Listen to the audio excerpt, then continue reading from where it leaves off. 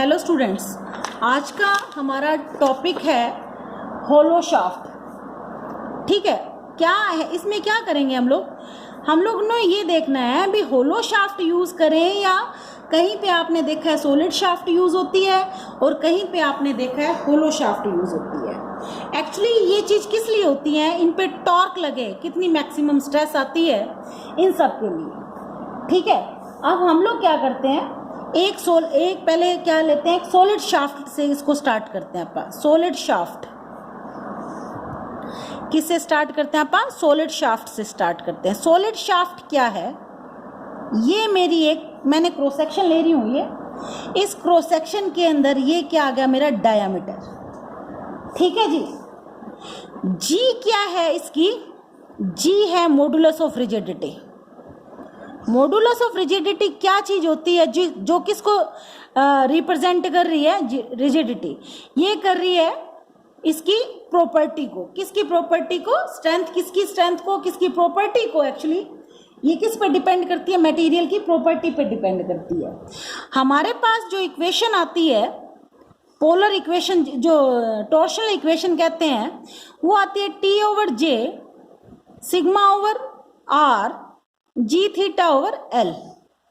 हम लोगों ने पढ़ा पीछे कि जो शियर स्ट्रेस है वो फंक्शन है आर का।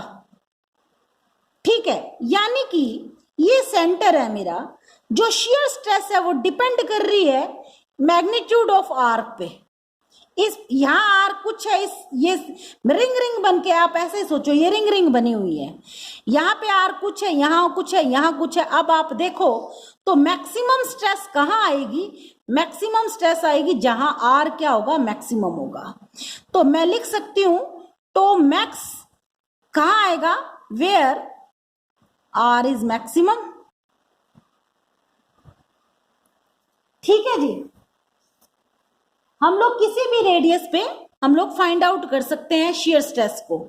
आपका ये कोई शाफ्ट, यहां पे मेरा टॉर्क लगा, यदि मैं इसका टॉर्क का डिस्ट्रीब्यूशन देखूं, स्ट्रेस डिस्ट्रीब्यूशन देखें आप इसका, तो आप देखिए कि मैंने अभी बताया ये आर कुछ है, ये आर कुछ है, ये आर कुछ है। यहां पे आप देख लो, चाहे इस पॉइंट पे लिख के देख लो आप, sigma sorry tau R G theta over L, G भी प्रॉपर्टी कांस्टेंट, एल भी कांस्टेंट। तो कहने का मतलब कि जो किस पे डिपेंड कर रही है, शियर स्ट्रेस किस पे डिपेंड कर रही है? आर पे डिपेंड कर रही है। आर मतलब रेडियस। आप देखिए यहां पे रेडियस मैक्सिमम है, आर मैक्सिमम कहां है? आउटर मोस्ट पे। कहां है अपना? आउटर मोस्ट पे। तो यहां पे यदि मैं स्ट्रेस का डिस्ट्रीब्यूशन देखूं तो यहां पॉजिटिव और ये क्या आएगा? नेगेटिव। समझ आया ना? समझ आ रहा है ना आपको? जब यहां पे ये इसको घुमाएगा तो आप देखो यहां पे टो मैक्स आएगा, मैक्सिमम शियर स्ट्रेस। ये स्ट्रेस डिस्ट्रीब्यूशन है। ठीक है, ये क्या होगा? आप देखो इस पॉइंट पे आ जाओ, ये सेंट्रल पॉइंट है, सेंट्रल पॉइंट के आप इधर जाते जाते हो, यहाँ पे क्या जाती जाएगी? यहाँ कुछ थी रेडियस, यहाँ रेडियस कुछ थी तो स्ट्रेस कुछ थी, यहाँ स्ट्रेस आर मैक्सिमम है तो यहाँ भी शियर स्ट्रेस क्या होगी? मैक्सिमम होगी। और इसी तरह देखा जाए तो यहाँ टो मैक्स होगी। ठीक है, ये क्या है? मेरा शियर का डिस्ट्रीब्यूशन है, शियर स्ट्रेस का डिस्ट्रीब्यूशन है। अब आप देखो कि मैक्सिमम स्ट्रेस कहां आ रही है? आउटर मोस्ट फाइबर पे आ रही है, इसके आउटर मोस्ट पे, यहां और यहां पे अपनी जो स्ट्रेस है वो उसका मैक्सिमम यूटिलाइजेशन नहीं हो रहा है। यहाँ जो मटेरियल है वो इतनी ही स्ट्रेस ले पा रहा है, मैक्सिमम तो ले ही नहीं पा रहा जितनी इसकी स्ट्रेंथ थी। तो कहने का मतलब कि यहाँ का मटेरियल क्या हो गया? यहाँ का मटेरियल फुली स्ट्रेस्ड नहीं हो रहा, तो वेस्ट हो रहा है। तो जब मैं इस मटेरियल को, इतने वाले मटेरियल को निकाल दूं, क्योंकि यहाँ पे stress as compare to this देखो बहुत कम है, मटेरियल स्ट्रेस बहुत कम हो रहा है, तो मैं यदि इसको निकाल दूं तो वो क्या बन जाएगी मेरी?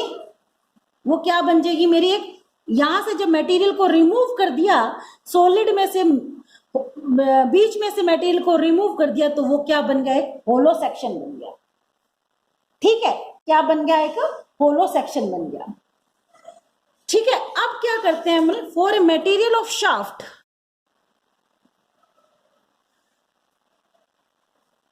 Of shaft. अब आप देखो, आपने ये देखा, आपको मैक्सिमम टो मैक्स का पता चल रहा है। अभी टो मैक्स कितनी आएगी वो भी मैं आगे बताऊंगी। अब क्या होगा कि क्या हम लोग इतने रिस्क उठा पाएंगे कि जो मैक्सिमम स्ट्रेस है वो फेल होने के बाद ही हम उस मटेरियल तक वेट करते रहेंगे? क्या नहीं, वेट नहीं करेंगे। हमें तो इतना पता है कि ये इतनी मैक्सिमम स्ट्रेस ले लेगी।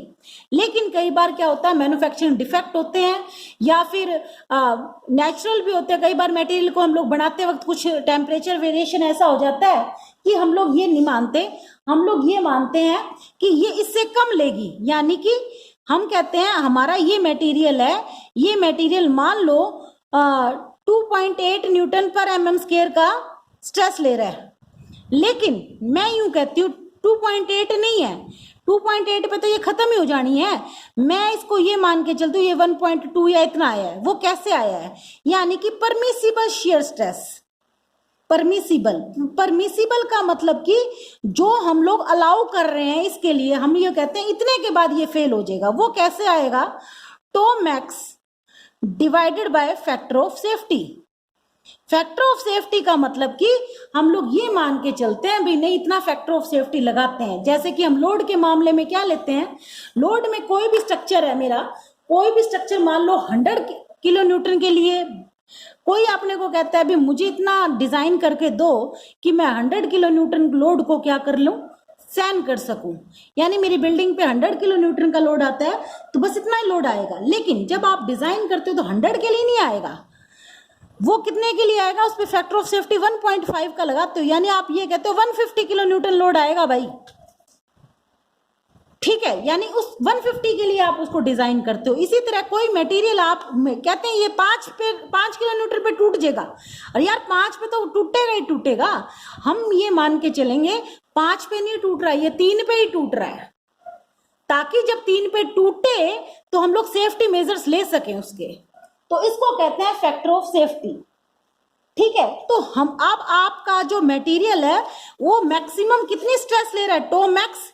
तो हम लोग कहते हैं किसी भी मटेरियल के टो मैक्स है वो क्या होनी चाहिए, less than equal to tau permissible के होनी चाहिए। कहने का मतलब हम लोग ये मान के चलते हैं भी इतनी मैक्सिमम स्ट्रेस इस पे आए कि जो परमिसिबल के बराबर हो या फिर उससे कम हो।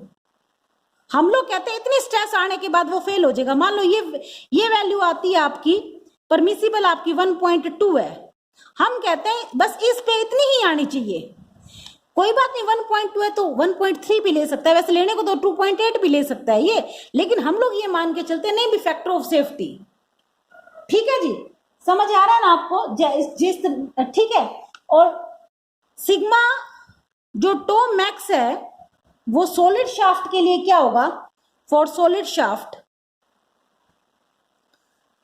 कितना होगा अभी अपना, सॉलिड शाफ्ट के लिए क्या होगा, मेरी इक्वेशन क्या होती है, T over J tau over R होती है। तो ये क्या आती है, मैक्सिमम, और यहाँ आर भी मैंने क्या लिया, मैक्सिमम लिया है। तो ये किसके बराबर हो जाएगा, T into are by J, ठीक है। अब आपको पता है आर ओवर जे क्या होता है, मैंने आपको इसको इस इक्वेशन को उसके साथ कंपेयर करना बताया था, बेंडिंग के साथ। बेंडिंग में क्या करते थे आपा, M over I sigma over Y ये करते थे ना। वहां पे क्या थी, सिंपल स्ट्रेस थी बेंडिंग, यहाँ पे क्या है, शियर स्ट्रेस है। यहाँ बिल्कुल सिंपल बेंडिंग मूवमेंट थी, यहाँ टॉर्शनल मूवमेंट है। यहाँ आई मूवमेंट ऑफ इनर्शिया था, यहाँ पोलर मूवमेंट ऑफ इनर्शिया था। वाई यहाँ पे लीनियर सिंपल डिस्टेंस था, यहाँ पे रेडियस है। कुछ नहीं, यहाँ पे हम लोग क्या करते थे, आई ओवर वाई क्या होता था, जेड होता था, या वाई ओवर आई क्या होता था, 1/z था। जेड क्या था, सेक्शन मॉडुलस था। जेड क्या था आपका, सेक्शन क्या था, M over I sigma over Y, और आई ओवर वाई को क्या लिखते थे, जेड। जेड क्या था, सेक्शन मॉडुलस था। इसी तरह वाई ओवर आई को क्या लिखते थे, 1/z लिखते थे। यहां भी क्या हो रहा है, ये टी है, ये क्या है आर, और ये क्या है जे। जे क्या है, पोलर मूवमेंट ऑफ इनर्शिया। तो मैं इसको ऐसे, मुझे पता है जे ओवर आर होता है पोलर सेक्शन मॉडुलस। क्या होता है, पोलर सेक्शन मॉडुलस होता है। तो आर ओवर जे क्या हो जाएगा, 1/zp, यानी पोलर सेक्शन मॉडुलस, ठीक है। अब आप इसको जब यदि मैं सोल्व करूं तो जे क्या होता है भाई, जे इज इक्वल टू क्या होता है, पाई बाय 32 d4 होता है, ठीक है जे, और आर क्या होता है मेरा, d/2 होती है, यदि इसको डी में रख रहे हैं तो अपा, ठीक है। तो अब इसको ये पोलर सेक्शन मॉडुलस निकालना, तो Z P is equal to क्या आ जाएगा, Z P is equal to आ जाएगा pi bye 32 d4 divided by d/2, ये 2 से 2 कैंसिल हो गया, d से d गया, तो ऊपर रह गया पाई डी क्यूब ओवर 16, ये रह गया। यहां पे मैं टो मैक्स की वैल्यू निकालती हूँ, tau max is equal to क्या आ जाएगा, टी तो था ही यहां, ये आर ओवर जे है, आर ओवर जे का मतलब 1/ZP, 1/ZP का मतलब 1 पाई d4 क्यूब ओवर 16, ये 16 ऊपर चला जाएगा, यानी कि 16t पाई डी क्यूब, ये मेरा क्या आएगी, मैक्सिमम शियर स्ट्रेस आ गई है, किसकी, सॉलिड शाफ्ट की, किसकी आ गई है मैक्सिमम शियर स्ट्रेस, अपनी सॉलिड स्ट्रेस आ गई। मैक्सिमम शियर स्ट्रेस कहाँ होगी, आउटर मोस्ट फाइबर पे, आउटर मोस्ट फाइबर यानी कि आउटर मोस्ट रेडियस पे, पॉइंट पे, फाइबर या पॉइंट, यहां जहां पे मेरी ये आर क्या होगी, जिस पॉइंट पे मैक्सिमम हो, इस आउटर पे ही होगी ना मैक्सिमम, ठीक है। तो अब अपने को देखो, यदि मैं इसका स्ट्रेस डिस्ट्रीब्यूशन डायग्राम बनाऊं, तो स्ट्रेस डिस्ट्रीब्यूशन डायग्राम कैसा बनेगा, वैसा ही बनेगा जैसे मैंने पहले बताया था। तो ये क्या होगा, टो मैक्स होगा, ठीक है, ये क्या होगा, स्ट्रेस का डिस्ट्रीब्यूशन हो गया, और यहाँ पे क्या होगा, ये स्ट्रेस, ये भी टो मैक्स है, तो ये इतना इतना क्या कर दूंगी मैं, ये क्या होगा, आउटर साइड हो गया, ये क्या होगा, इनर साइड। तो आप देखो आउटर साइड के अंदर ही मैक्सिमम अपनी स्ट्रेस पे पहुंच रहा है, इनर वाला तो पहुंच ही नहीं रहा, तो इनर वाले को मैं रिमूव कर दूंगी मटेरियल को, to reduce the weight of shaft,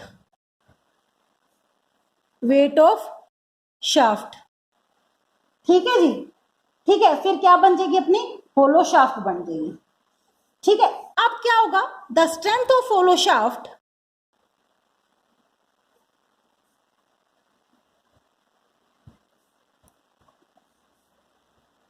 equal to the strength of hollow shaft equal to strength of solid shaft हो, तभी तो बात बनेगी, तभी तो इक्वली लोड लेगा वो। ये कब होगा, जब पोलर जेड इनका सेम होगा, Z hollow is equal to Z P, Z solid, जब होलो सेक्शन का जेड और इसका जेड सेम होगा सॉलिड का, तब हमारा क्या होगा, सेम इक्वल होगा, ठीक है, समझ आ गया। तो अब हम लोगों ने अभी क्या पढ़ा था, जब इन दोनों का सेक्शन मॉडुलस बराबर हो जाएगा तो मेरा क्या आ जाएगा, ये इक्वल हो जाएगा। अभी मैंने सॉलिड शाफ्ट का अभी अपन ने जेड पी निकाला, जेड पी कैसे निकलता है, जेड कैसे निकलता है, जेड निकलता है आई ओवर वाई होता है सिंपल बेंडिंग के अंदर, लेकिन यहाँ आई ना होके जिसको बोलते हैं Z P H, Z P बोलते हैं, जेड पी का मतलब section modulus of polar section modulus, वो क्या होता है, जे ओवर आर, क्या होता है ये, जे ओवर आर।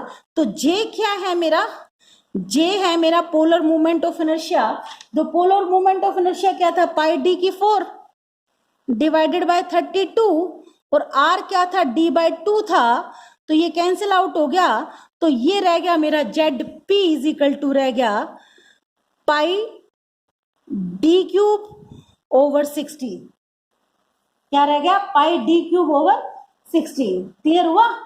तो यदि दोनों का जेड सेम होगा तो शियर स्ट्रेस भी क्या होगी, इक्वल होगी, शियर स्ट्रेस भी व्हेन टो मैक्स भी क्या होगी, इक्वल होगी। कैसे इक्वल होगी ये बताते हैं हम। मुझे पता है T over J is equal to sigma tau over R, ठीक है। टी क्या है, जब इक्वली टॉर्क लगेगा, और टी इंटू आर ओवर जे, ये क्या हो जाएगा, टो मैक्स लग जाएगा। टी तो इक्वल लग रहा है दोनों दोनों पे। ये क्या बन गया, जेड टी इंटू, इसको मैं 1/ZP लिख सकती हूँ। टोमैक्स होलो का है तो ये होलो का लग जाएगा, और सॉलिड का है तो क्या लग जाएगा, सॉलिड का लग जाएगा। टोमैक्स सॉलिड, टी तो दोनों का सेम, और 1/ZPS हो जाएगा, सॉलिड हो जाएगा। तो दोनों क्या हो जाएंगे, ये जब ये दोनों इक्वल हैं तो टोर्शन तो दोनों का सेम है, तो ये दोनों भी क्या हो जाएंगे, इक्वल हो जाएंगे। मैंने अभी बताया सेक्शन मॉडुलस यदि सेम होगा, पोलर सेक्शन मॉडुलस, तो ये भी क्या होंगे, यदि सेम टॉर्क लग रहा है तो क्या होगी, इनकी स्ट्रेसेस भी क्या हो जाएंगी, यदि सेम आ जाती हैं तो मेरी इक्वल स्ट्रेंथ ये देगा। समझ आया, ये क्या देगा, इक्वल स्ट्रेंथ देगा। अब मैं जेड इसका सॉलिड का तो निकाल दिया, अब होलो का निकालते हैं। होलो क्या चीज होती है, होलो होते है ऐसा, ठीक है। मैं मान लेती हूं कि D1 तो मेरा ये सारा है, ये सारा क्या है, मेरा D1 है, और यहां से यहां तक के अंदर का D2 है। तो यदि मैं J निकालू तो J क्या था आपका, π/32, D4 होता है सॉलिड का, लेकिन यहां पे तो सॉलिड इतना ही है, तो π/32 यहां क्या आ जाएगा, D1 का 4 माइनस D2 का 4, इसमें से ये माइनस होगा, और फिर क्या, वो क्या कहते हैं, J/R होता है ना। R क्या है, R है outer most radius. Outer most radius कैसे, इस पॉइंट पे आउटर मोस्ट रेडियस कौन सी होगी, आपकी रेडियस पॉइंट, ठीक है। तो जेड एच क्या हो जाएगा, जेड एच हो जाएगा आपका, J/R होता है π/32 D4 D1 4 माइनस D2 4, और डिवाइडेड बाय D1/2, ये कितना आ गया, 16 आ गया, यानी कि π/16 D1, और यहां क्या आ गया, D1 4 माइनस D2 4। क्लियर हुआ, ठीक है जी। अब क्या हो गया, टोमैक्स मुझे पता था, टोमैक्स कितना था, 16 टी ओवर क्या आया था, अभी अपना आया था ना पीछे, ये क्या किया था मैंने, ये ZP आया था मेरा, यहां से मैंने निकाला था 16T πD/4।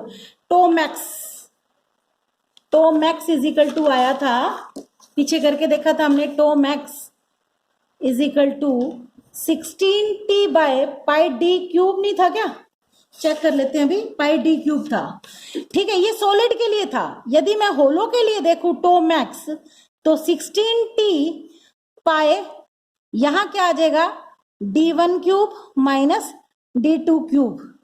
ये क्या होंगे, दोनों के दोनों क्या होंगे, सेम होंगे, ये सेम होंगे। तो ये सेम कैसे होंगे, टोमैक्स सॉलिड का भी और टोमैक्स होलो का भी क्या रहेगा, सेम रहेगा, सेम रहेगा। तो ये आ जाएगा 16T/, इसको मैं स्मॉल d से कर लेती हूँ, ठीक है, equal to 16T/, D1³ minus D2³, ठीक है। ये 16T से 16T गया, पाई से पाई गया, ठीक है जी।